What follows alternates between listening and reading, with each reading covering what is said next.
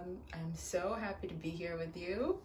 I am a little nervous, but I'm sure I'll get over it once I start getting into it. I am so excited to bring to you my Demystifying Astrology series. It's going to be 10 parts.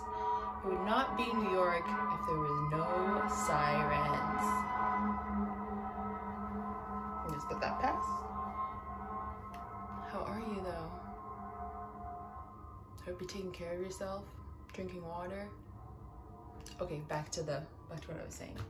So it's gonna be 10 parts and I'm so excited to do this. I feel like this series is a direct response to so many people asking me to do their birth chart and read their birth chart. I am not a professional astrologer, but I have been studying astrology for a long time now. I would say somewhere around like 7 years. I feel like astrology has been following me. I have a bit of a obsessive nature when it comes to like learning new things. I kind of just dove right into it and I watched like all the YouTube videos that they were on astrology until I couldn't find any more YouTube videos to watch, and then I went to the websites and I was like, oh, are these websites from the 80s? Like they're so backed up, but I feel like it's getting more modern now. You know, I love to share all the knowledge that I have. I love to learn and I love to share it. So that's what I'm gonna do. I wanna teach you how to be able to kind of read your own birth chart. Like I'm not gonna say you're gonna turn into a professional astrologer, but to give you like an understanding basically. And I'm gonna dive right into it. The first episode today is about the birth chart. So I want you to be able to look at your birth chart and not be confused, you know? The birth chart is this lovely circle. I'm gonna put it somewhere over here. And so you've gone to your mom, you've bothered her, you've gotten your birth time, congratulations. And you've plugged it into a reputable astrology site and you've gotten your birth chart, your natal chart, and you're looking at it and you're just like, what is this?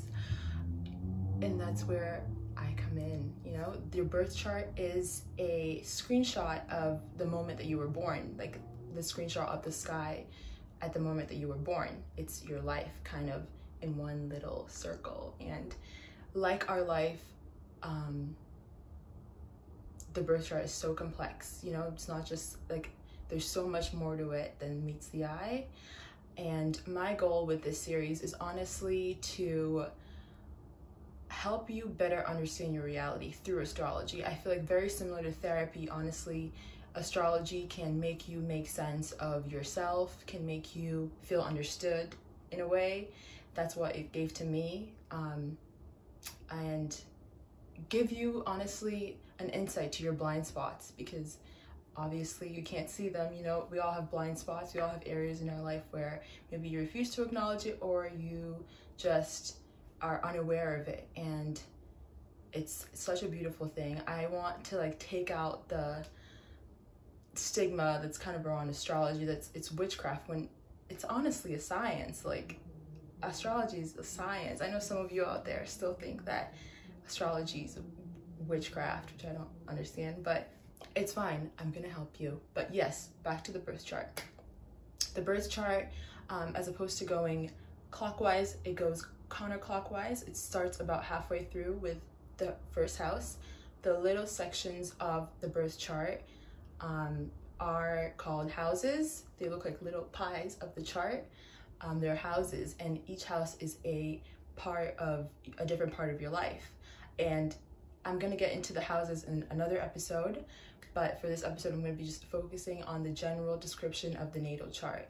The name is not really like, it fluctuates between natal and birth chart. They both mean the same thing. And so yes, it starts about halfway through with the first house, goes counterclockwise until the 12th house. And the bottom half of your birth chart is more so your childhood, and I feel like it focuses a lot on you. It focuses a lot on your childhood. As you go through the birth chart, it starts with you, your development, you know, how you develop as a person, your family, your childhood is like at the most bottom of the birth chart. And as you learn astrology, it's going to make a lot of sense why these placements are put the way that they are. But, you know, as you go through the birth chart, it's just like how your life plays out. You know, you're born and you discover all these things about you. You go through your childhood, you take what you've learned from your childhood, you get passions. You know, we all have passions that we took from childhood that we always wanted to, you know, you have your little passions that you always wanted to do. You kind of develop those through your childhood, you know. Most of the time we're smart and we know what we want, and then, you know, it's not until we go into the world that we're just kind of, oh, maybe I should do this, maybe I should do this. But your passions develop from your childhood, and then you go through, and then, you know, you start relating to other people, and it kind of at the 7th house is where it breaks into being mostly focused on you in relation to others. And then it goes up, and then, you know, you have the highest point of the chart is your public persona, basically, you know, your career, what your legacy is, kind of, and then you go and then you die, you know. So that's how the birth chart plays out, just like your life. What else do I want to say about the birth chart? I don't want to give too much away because I'm going to break this down per episode. So that is basically it about your birth chart. These houses, like I said, I'm going to break down the houses on another episode. And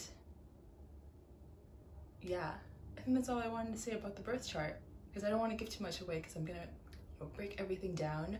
I want this to be more so like, the series to be more so definitive, you know, like more breaking down definitions and terms used in astrology, as opposed to me reading your birth chart. I mean, we can get into that in another series, in the next series, but for this series, it's mostly definitive, you know. I think that that is it for this episode.